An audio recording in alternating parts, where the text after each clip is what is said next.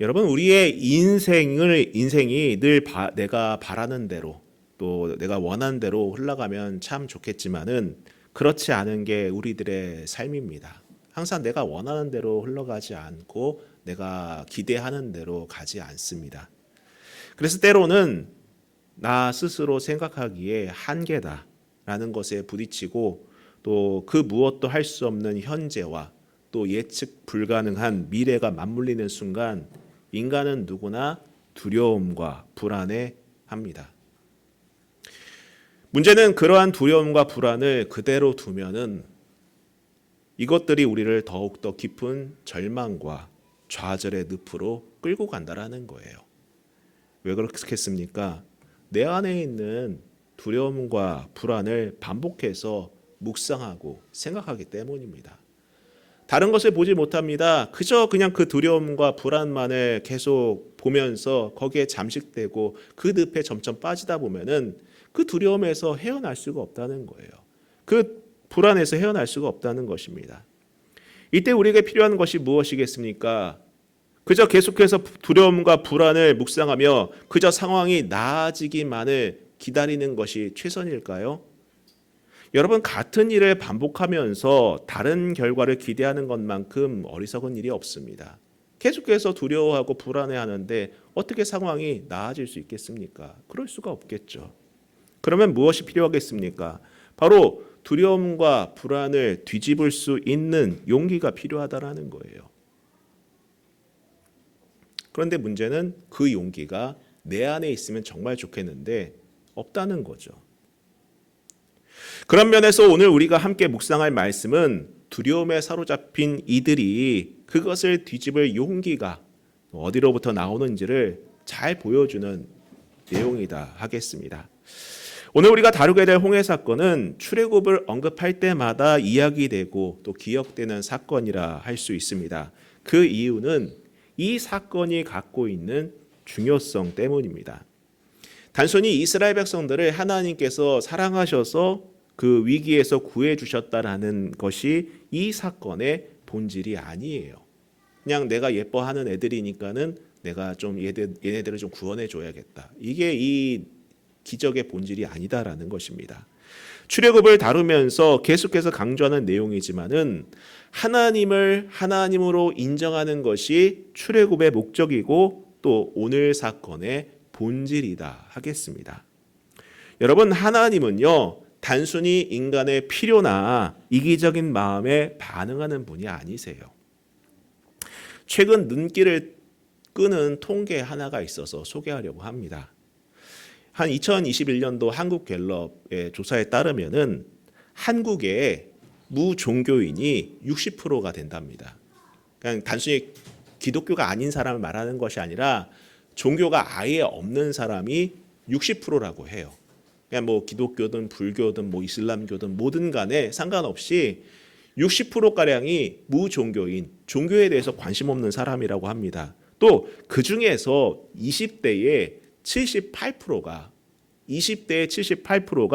무종교인이다라는 거예요. 종교에 관심이 없다는 것입니다. 자녀들 얘기를 들어봐도 학교에 뭐 교회를 다니거나 뭐 종교를 갖고 있는 사람이 별로 없다는 거예요. 잘 보이지 않는다고 말을 합니다. 왜 이런 현상이 벌어지는 것일까요? 물론 근데 여러분 보세요. 참 그 가운데서 좀 흥미로운 일이 또 하나가 있습니다. 무엇이냐면은 요즘 2030 세대 가운데에서 종교에는 관심은 없는데 사주나 점 혹은 타로 같은 것은 많이 유행한다고 해요. 그렇지 않습니까, 여러분? 뭐 젊은 친구들 얘기 들어보면은 뭐 사주를 많이 보러 다니고 점을 보러 다니거나 뭐 타로를 보거나 한다는 것입니다. 여러분, 왜 이런 일이 벌어지는 걸까요? 종교에는 관심이 없는데 사주나 점이나 타로 같은 이런 뭐 주술적인 뭐 샤머니즘 이런 것에 대해서는 또 관심을 갖는다라는 겁니다. 뭐 다양한 이유가 있다고 보겠지만은 그 내면을 들여다보면은 자기중심적인 인간의 이기적인 그 이기심이 극대화된 결과물이다라고 정의해 볼 수 있다라는 겁니다. 사실 이런 것들은 자기 부정이나 자기 희생이 필요 없어요. 나는 그대로 있어도 됩니다. 이런 것들은 요구되지 않아요. 그저 돈을 내고 내 필요를 채우고 내 불안을 잠재울 수 있다고 여기기 때문에 이런 사주나 점이나 타로 같은 것들을 사람들이 본다라는 거예요. 그렇지 않습니까? 그냥 소비하는 겁니다. 내 불안을 돈을 내고 소비하고 내 두려움과 염려를 돈을 내고 소비한다라는 거예요. 나의 삶을 변화시키거나 내가 어떤 헌신된 삶을 살려고 하는 것이 아니라 그냥 돈을 지불하고 나는 그대로고 내 이기적인 모습은 그대로고 내 죄된 모습은 그대로인 채로 뭐예요? 그냥 불안을 좀 달래고 내 두려움을 달래려고 하는 그러한 성향이 아닐까 하다라는 거예요. 그런데 여러분, 이런 가치는요, 교회 안에도 침투할 수 있어요. 분명 하나님의 말씀은 우리에게 위로와 힘이 되십니다. 능력이 되시기 때문에 힘을 주세요. 그래서 많은 사람들이 좋은 말씀을 듣기를 원합니다. 유명한 목사님들의 설교를 듣기를 원해요. 그 말씀 들으면은 내 마음에 위로가 된다, 힘이 된다, 이런 얘기를 합니다. 그런데 여러분, 그저 하나의 말씀을 듣고 깨닫는 것만으로 그것을 내 신앙의 전부로 여긴다면은 과연 이 세대의 모습과 어떤 차별점이 있다라고 말할 수 있겠습니까? 그저 내가 듣는 것만으로 위로를 받기를 원하고 내 삶의 변화가 일어나지 않는다면은 거기에 이 세대의 모습과 어떤 차이가 있겠냐는 거예요.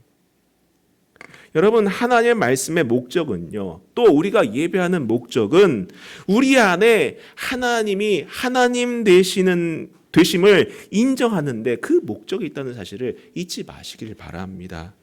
그리고 그 하나님을 인정한다라는 것은 그 하나님이 천지를 창조하신 창조자이시고 우리를 죄와 또 그 심판에서 구원하신 구원자이심을 인정하고 고백하는 거예요.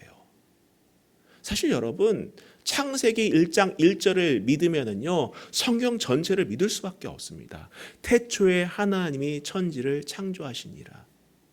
태초에 하나님이 천지를 창조하시니라. 이 대전제를 우리가 받아들이고 믿는 순간 성경 전체는요, 믿어지게 되는 거예요. 믿어지게 되는 거예요. 여러분, 우리가 신앙생활을 하고 말씀을 묵상하고 그리고 예배하는 그 목적은요, 그 하나님을 하나님으로서 인정하고 받아들이는 데 있다는 사실을 믿으시기를 바랍니다. 분명 하나님 백성이라면은 그분에 대해서 바르게 이해하고 바르게 반응해야 합니다. 그것을 가르쳐 주는 것이 바로 오늘 출애굽의 목적이자 오늘 홍해 사건의 본질이라는 사실을 잊지 마시기를 부탁드립니다. 자, 한번 말씀을 보도록 하겠습니다. 15절부터 다시 보면은요. 여호와께서 모세에게 이르시되 너는 어찌하여 내게 부르짖느냐 이스라엘 자손에게 명령하여 앞으로 나아가게 하고. 자, 이 말씀에서 하나님은 모세와 이스라엘 백성들에게 더 이상 부르짖지 말고 행동할 것을 명령하십니다. 조금 이상한 부분이 있어요. 바로 앞에 14절 말씀을 보면은 뭐라고 되어 있냐면은 여러분, 여호와께서 너희를 위하여 싸우시리니 너희는 가만히 있을지니라. 모세가 말했어요. 너희는 가만히 있을지니라. 근데 하나님은 부르짖지 말고 어서 나가라. 앞으로 나가라. 좀 말이 맞지 않잖아요. 모세는 하나님께서 너희를 위해 싸울 것이니 너희는 가만히 있으라고 하셨는데 하나님은 너는 어찌하여서 내게 부르짖느냐 이스라엘 자손에게 명령하여 앞으로 나아가게 하라. 좀 다른 명령이 펼쳐지는 것처럼 보입니다. 분명 모세가 부르짖는 장면은 오늘 성경에 나타나 있진 않아요. 그런데 왜 하나님은 이런 말씀을 하시는 것일까요? 아마도 모세는 앞서 침착하게 백성들을 안심시키며 두려워 말고 여호와 하나님의 구원을 보라고 외쳤지만은 그 역시 하나님께 구원을 요청하면서 간절히 부르짖는 기도를 올리고 있었을 거예요.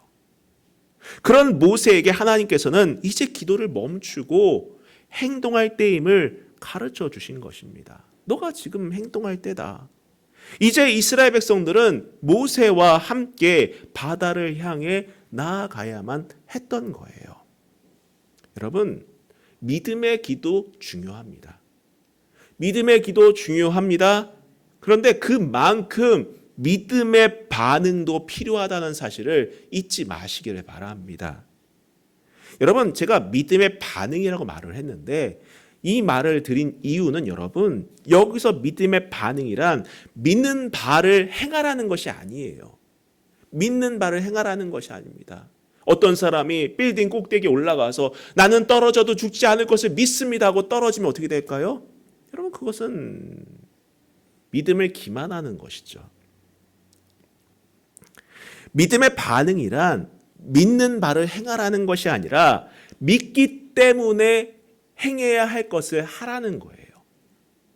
여러분, 이스라엘 백성들이 지금 해야 할 일들은 무엇입니까? 그들이 믿을 수 있는 것은 아무것도 없었어요, 사실.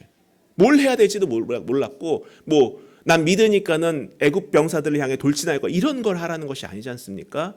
그들이 마땅히 해야 할 것은 무엇이었나요? 걸어가는 것이었어요. 앞으로 걸어가는 것이었습니다. 앞을 향해 가는 것이었습니다. 하나님께서 약속하신 땅을 향해 걸어가는 거예요. 그 방향을 가는 것이었습니다.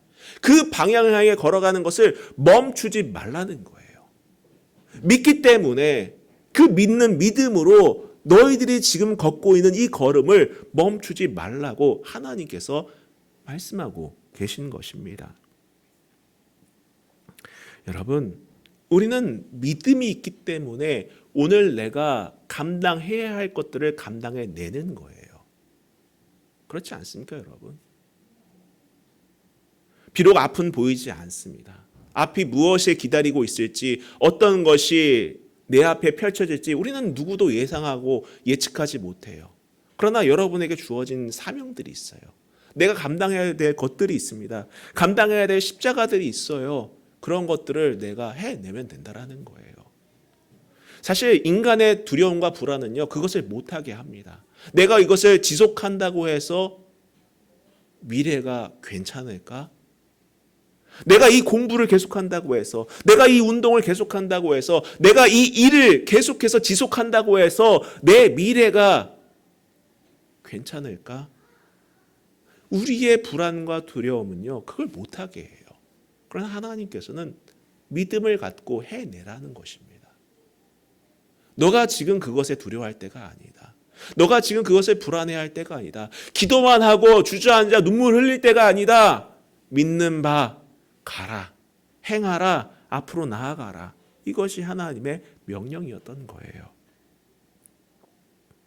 이들 안에 요동치고 있던 불평과 불안, 두려움은 그래요, 여러분, 하나님을 향한 믿음으로 잠잠히 해야 했고, 또 믿음으로 이들이 가야 할 방향으로 앞으로 나아가야만 했던 것입니다.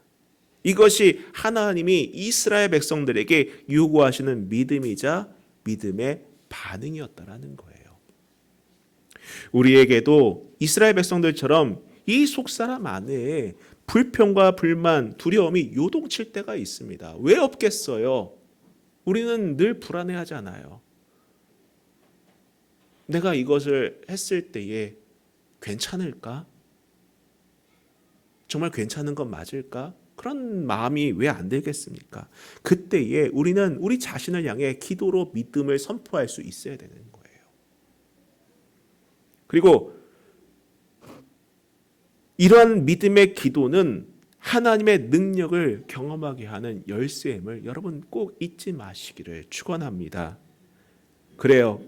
기도 후에 믿음으로 반응하고 그 믿음을 가지고 가야 할 방향을 향해 나아가는 것이 하나님이 원하시는 일임을 여러분 오늘 말씀을 통해서 깨달을 수 있기를 축복합니다. 그런데 이 순간 분명 이 앞에는 홍해인데 라는 생각이 들 수도 있어요. 상식적으로 봐도 아니 어떻게 해결책도 보이지 않은데 어떻게 이 앞으로 가라는 것일까? 의문이 들 수도 있죠. 그래요. 이 모습은 마치 선택지가 없는 우리의 두려운 삶을 보는 것과 같습니다. 그렇죠. 우리는 때로는 선택지가 없을 때가 있어요. 어떤 선택지도 없습니다. 하나님, 저는 선택지가 없어요. 그저 이 길을 걸어가다 보면은 뭐가 있을지 몰라서 정말 두려워요. 막막합니다. 바다가 내 앞을 가로막은 것처럼 정말 막막합니다라는 그런 선택지가 없는 것처럼 보일 때가 있어요. 근데 다음을 보세요. 16절을 보시기 바랍니다. 지팡이를 들고 손을 바다 위로 내밀어 그것을 갈라지게 하라. 이스라엘 자손이 바다 가운데서 마른 땅으로 행하리라. 하나님께서 바다를 가르고 마른 땅으로 갈 것을 약속해 주셨다라는 거예요. 분명 이스라엘 백성들은 홍해 앞에서 인간적으로는 완전히 막힌 상황에 직면했습니다. 뒤에서는 적들이 뒤쫓아오고 있고 앞은 바다로 막혀 있으니 말 그대로 사면초가죠. 그들의 마음속에 절망이 가득 찼습니다. 그런데 여러분, 중요한 것은 이 절망의 순간이 바로 하나님이 일하시는 순간이라는 사실을 여러분 믿으시기를 축복합니다. 게다가 그 하나님이 일하시는 방법도 인간이 생각할 수 있는 범주를 넘어서는 영역이었다라는 거예요. 과연 누가 상상이나 하겠습니까? 바다가 갈라진다는 상상을 누가 했겠냐고요. 근데 여러분, 사실 우리가 성경을 읽어보다 보면은 하나님께서는 언제나 인간의 생각할 수 있는 범주 너머에서 그분의 구원을 이루어 가신다는 사실을 보게 된다는 거예요. 우리가 최근에 열왕기하를 계속해서 주중에 묵상하지 않았습니까? 그 안에서 벌어진 일들이 무엇입니까? 매번 예루살렘 성이나 이스라엘이 위기에 처했을 때마다, 군대에 둘러싸였을 때마다 그들의 힘으로 아람 군대라든지 아수르 군대들이 그들의 힘으로 물리쳤습니까? 아니에요. 전혀 상상하지 못한 방법으로 하나님께서 그 군대를 물리치시고 그들을 승리케 하신 것을 보았다라는 것입니다. 때로는 자기들끼리 치고받고 싸웁니다. 환청을 들어서 혼란에 빠지기도 한다라는 거. 이게 어떻게 사람이 할 수 있는 일이겠습니까? 그리고 우리에게 베푸신 구원도 마찬가지죠. 우리의 노력이나 어떤 공로가 아닌 십자가 은혜로 이루어지지 않습니까? 어떻게 이런 기상천외한 방법으로 우리를 구원을 이루시겠습니까? 그러니 여러분, 지금 당장 내가 계획한 대로 되지 않는다고 해서, 그리고 아무리 미래를 그려봐도 보이지 않는다고 해서 낙심하거나 절망해서는 안 된다라는 거예요. 우리의 생각은 지금쯤이면 이러이러한 일들이 이루어져야 되는데 라는 생각을 하겠지만은, 하나님은 정말 우리의 이성과 지성을 넘어서는 방법으로 일하시는 분임을 여러분 믿으시기 바랍니다. 항상 하나님은 앞서가셔서 우리의 길을 준비하시는 분이세요. 제가 앞서 말씀드렸죠. 태초에 하나님이 천지를 창조하시다. 이 대전제를 우리가 믿는 순간 모든 것이 해결된다라는 거예요. 우리가 해야 할 일들은 내 이성과 지성만 의지하는 것이 아니라 바로 그 하나님을 신뢰하고 그 길을 따라가는 것입니다. 자, 17절부터 더 보도록 하겠습니다. 내가 애굽 사람들의 마음을 완악하게 할 것인즉 그들이 그 뒤를 따라 들어갈 것이라. 내가 바로와 그의 모든 군대와 그의 병거와 마병으로 말미암아 영광을 얻으리니 내가 바로와 그의 병거와 마병으로 말미암아 영광을 얻을 때이야 애굽 사람들이 나를 여호와인 줄 알리라 하시더니. 자, 여기서 하나님은 바로와 그의 모든 군대와 그의 병거와 마병으로 말미암아 영광을 얻으리니라고 하시면서 내가 바로와 그의 병거와 마병으로 말미암아 영광을 얻을 때야 또라고 말씀하신다는 거예요. 어떻게 애굽의 군대로 영광을 얻으시겠다라는 것인지 당최 이해하기 어렵지 않습니까? 자, 그러면서 그때야 비로소 애굽 사람들이 나를 여호와인 줄 알리라고 말씀하신다라는 거예요. 이 말씀의 요점은 이것입니다. 여러분, 그 당시 관점에서 보면은 하나님은 히브리 노예들에게만 알려지고 그들에게만 신뢰받는 그러한 여호와 하나님이셨어요. 애굽 사람들에게는 말 그대로 관심에도 없었다라는 거죠. 그런 하나님이 고대 세계의 가장 위대한 왕의 군대를 괴멸시키고 그들에게 하나님이 하나님이심을 알리시겠다라는 거예요. 이때 누구도 하나님을 위해 싸우지 않습니다. 그렇지 않습니까, 여러분? 하나님 스스로 증명해 내신다라는 거예요. 저는 과거 신학생 시절에 변증법에 대해 관심을 참 많이 가졌어요. 하나님에 대해서 변증을 해야겠다. 그래서 사실 이 사회에도 도덕론적 논증, 여러 가지 논증법이 있어요. 그래서 그렇게 해서 하나님을 계시다라는 것을 이제 변증하려는 사람들이 있는데 필요 없다라는 거예요. 필요 없다는 거예요. 하나님은 인간의 변증으로 증명되는 분이 아니세요. 오늘 이 출애굽기에서도 하나님 스스로 누가 하나님을 위해서 싸워서 하나님이 증명된 것이 아니라 하나님 스스로 어떻게 하시겠다는 겁니까? 스스로 그 애굽 병사들을 괴멸시키고 영광을 받으시겠다라는 거예요. 그 얘기를 하는 겁니다. 하나님 스스로 자신을 드러내고 나타내신다라는 거죠. 그렇습니다. 하나님은 구원하심으로도 하나님이심을 드러내시기도 하지만 심판을 통해서도 하나님을 하나님으로 알리시는 분이시기도 하다라는 거예요.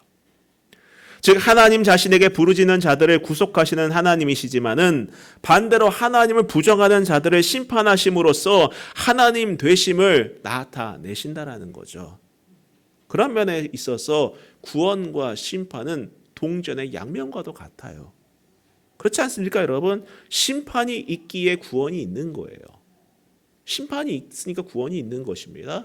구원이 있으니까 심판도 있는 거예요. 그래도 여러분, 심판을 통해 깨닫지 마시고 구원과 은혜를 통해 깨닫는 지혜가 있기를 축원합니다. 자, 19절 또 보도록 하겠습니다. 이스라엘 진 앞에 가던 하나님의 사자가 그들의 뒤로 옮겨가매 구름 기둥도 앞에서 그 뒤로 옮겨 애굽 진과 이스라엘 진 사이에 이르러 서니 저쪽에는 구름과 흑암이 있고 이쪽에는 밤이 밝음으로 밤새도록 저쪽과 이쪽에 가까이 못하였더라. 자, 오늘 이 내용에서는 하나님께서 긴박하게 이스라엘 백성들을 도우는 장면이 연출되고 있어요. 아마 이제 좀 그 90년대에 뭐 이집트 왕자라는 그 애니메이션이 있었는데 그걸 보신 분들은 좀 기억할지 모르겠지만은 거기서는 이 장면을 이렇게 묘사합니다. 참 아직도 인상적이었는데 이스라엘 백성들이 이제 그 걸어갈 때에 갑자기 불기둥이 확 올라와가지고 애굽 병사를 막아요. 그런 장면이 연출됐는데 드라마틱하게 그렇게 한 거죠. 근데 오늘 성경에 보면은 그게 아니었습니다. 어떻게 되어 있습니까? 백성을 인도하던 하나님의 사자가 이스라엘 진영 뒤로 이동합니다. 이때에 무엇이 같이 이동합니까? 구름 기둥이 뒤로 인도했다라는 거예요. 이 시점은 밤이었습니다. 밤이었어요. 밤이면은 불기둥이 앞을 향해서 이스라엘 백성들을 인도하고 그 장소를 비추는 그런 시점이었다라는 것입니다. 반대로 구름이 그 앞을 가렸다라는 것은 무엇입니까? 그냥 캄캄해진 거예요, 말 그대로요. 별빛도 달빛도 볼 수 없는 흑암이 깔렸다라는 거예요. 그것을 표현한 것입니다. 앞서 있는 이스라엘 백성들은 오늘 성경에 뭐라고 되어 있습니까? 밤이 밝음으로, 그 밤이 어둡지 않았다라는 거예요. 그러나 반대로 애굽 병사들이 있는 뒤쪽에는요, 구름이 그곳을 막고 덮고 있기 때문에 그 밤에 더 칠과 같이 더 어둡고 서로 분별할 수 없는 그런 밤이 되었다라는 것을 말해주고 있는 것입니다. 자, 계속해서 21절 보겠습니다. 모세가 바다 위로 손을 내밀매 여호와께서 큰 동풍이 밤새도록 바닷물을 물러가게 하시니 물이 갈라져 바다가 마른 땅이 된지라. 이스라엘 자손이 바다 가운데를 육지로 걸어가고 물은 그들의 좌우에 벽이 돼요. 자, 이것도 마찬가지로 우리가 알고 있는 것과 좀 다르죠. 보통 이제 영화나 그 애니메이션에서는 모세가 지팡이를 바다에 딱 치니까 그 순간 물이 쫙 갈라져서 아주 드라마틱한 연출을 보였는데 오늘 성경은 뭐라고 되어 있습니까? 모세가 하나의 명령대로 지팡이 잡은 손을 바다를 향해 내밀자 홍해가 갈라지는데 어떻게 됩니까? 밤새도록 큰 동풍을 일으키셔서 바다를 물러가게 하심으로 바다를 가르셨다라고 해요. 엄청난 규모의 바다이기 때문에 그것을 밀어가셨다라는 겁니다. 그리고 성경은 바닥을 드러낸 바다가 마른 땅이 되었다고 증언하고 있어요. 마른 땅이 되었다. 질퍽한 땅이 아니라 마른 땅이 되었다라는 겁니다. 여러분, 이 사실은 무엇을 증명합니까? 하나님의 역사라는 것을 증명한다라는 거예요. 그래요, 여러분. 홍해를 건너는 일은 인간의 능력으로는 불가능한 일이었지만 하나님께서는 가능한 일이었다는 사실을 증명해냈다라는 거죠. 여러분, 찬양 중에 나는 믿네라는 찬양이 있어요. 나는 믿네. 이 찬양 가사를 보면 이렇게 되어 있습니다. 내게 허락한 시련을 통해 나의 믿음 더욱 강하게 자라나고 험한 산과 골짜기 지나는 동안 주께 더 가까이 나를 이끄시네. 내가 겪는 시험이 어렵고 힘겨워도 내 주님보다 크지 않네. 내 앞에 바다가 갈라지지 않으면 주가 나로 바다 위 걷게 하리. 나는 믿네 주의 능력으로 내 삶 새롭게 되리. 나는 믿네 주의 능력으로 담대히 나아가리라. 주와 함께 싸워 승리하리라. 날마다 믿음으로 나 살아가리. 이 찬양 가사인데 참 제가 이 가사를 참 좋아하는데 이 중에서도 내가 겪는 시험이 어렵고 힘겨워도 내 주님보다 크지 않네라는 이 표현을 전 정말 사랑합니다. 정말 사랑해요. 여러분도 사랑하시죠? 그렇죠? 예. 그래요, 여러분. 내가 겪는 시험이 정말 어렵고 힘들어도 내가 갖고 있는 두려움과 불안과 절망이 너무나도 커 보여도 내 주님보다 크지 않다라는 거예요. 내 주님보다 크지 않다라는 것입니다. 하나님께서는 바다를 가르시는 한이 있더라도 우리를 걸어가게 하시는 분이다라는 거예요. 성도 여러분, 이러한 담대함이 있기를 축원합니다. 이러한 믿음을 갖고 살아갈 수 있기를 바랍니다. 여러분을 절망케 하고 여러분을 불안하게 하고 여러분을 두려워하게 하는 그 모든 것들 하나님보다 결코 크지 않다라는 거예요. 여러분께서 우리가 해야 할 일은 무엇입니까? 믿음으로 걸어가는 거예요.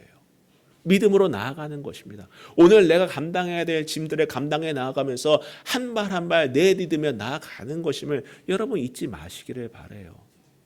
그것이 무엇이든 간에, 그것이 어떤 고통이든 간에 감당해 나가면서 가시기를 축복합니다.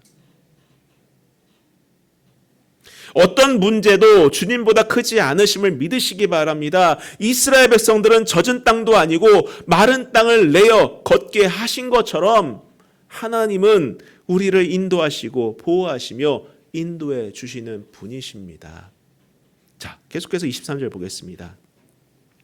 애굽 사람들과 바로의 말들 병거들과 그 마병들이 다 그들의 뒤를 추격하여 바다 가운데로 들어오는지라 새벽에 여호와께서 불과 구름 기둥 가운데에서 애굽 군대를 보시고 애굽 군대를 어지럽게 하시며 그들의 병거 바퀴를 벗겨서 달리기가 어렵게 하시니 애굽 사람들이 이르되 이스라엘 앞에서 우리가 도망하자 여호와가 그들을 위하여 싸워 애굽 사람들을 치는도다. 자, 이 장면을 지켜보던 애굽 군대가 이제 이스라엘 백성들을 뒤쫓아가죠. 갈라진 바다로 들어갑니다. 아직 동이 트기 전 하나님께서 불과 구름 기둥 사이에서 애굽 군대를 살펴보시고 그들을 혼란에 빠뜨리셨다라고 증언하고 있어요. 이 혼란은 아마도 25절에 말하는 대로 그들이 들어오자 바닥에 물기가 흥건해져서 병거의 바퀴가 꿈쩍하지도 않는 그런 상황이 발생했기 때문인 걸로 보입니다. 오도 가도 못하게 되니까는 어떻게 됩니까? 그제서야 이것이 이스라엘을 위한 여호와의 전쟁임을 깨닫고 도망치려 했습니다. 그러나 때는 늦었죠. 계속해서 볼게요. 26절 보겠습니다. 여호와께서 모세에게 이르시되 내 손을 바다 위로 내밀어 물이 애굽 사람들과 그들의 병거들과 마병들 위에 다시 흐르게 하라 하시니 모세가 곧 손을 바다 위로 내밀매 새벽이 되어 바다의 힘이 회복된지라 애굽 사람들이 물을 거슬러 도망하나 여호와께서 애굽 사람들을 바다 가운데 엎으시니 물이 다시 흘러 병거들과 기병들을 덮되 그들의 뒤를 따라 바다에 들어간 바로의 군대를 다 덮으니 하나도 남지 아니하였더라. 순식간에 회복된 물이 그들 모두를 수장시켰다라는 거예요.